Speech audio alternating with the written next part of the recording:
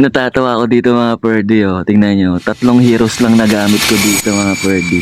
Yan. So ayan, inuna ko dito yung Queen, pumana ako at sapul ang 2 air supply. Ayan. Nilapag ko dyan mga Purdy, together with King Pajibar mga Purdy, no? So silang 3 lang babanat dyan mga Purdy. So yan, Arsimonious na ako dyan, Arsimonious Chard mga Purdy. Dinurog ng 3 heroes mga Purdy. Tapos medyo malaki din yung loots ko dito eh.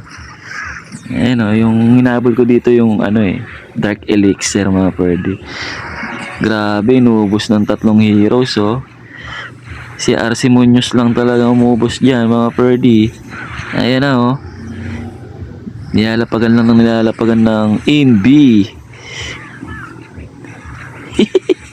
Gulat ako kinaya. Maglalapag sana ako ng mga excess dyan eh. Kaso parang sa feeling ko kaya tong 3 lang.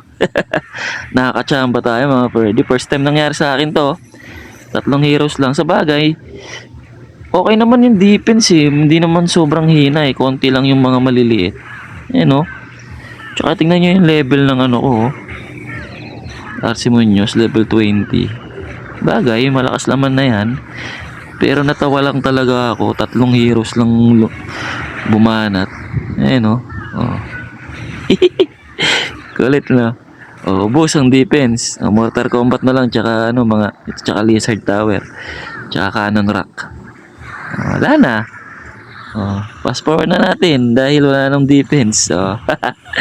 Kaso inano ko pala diyan yung ano, Queen.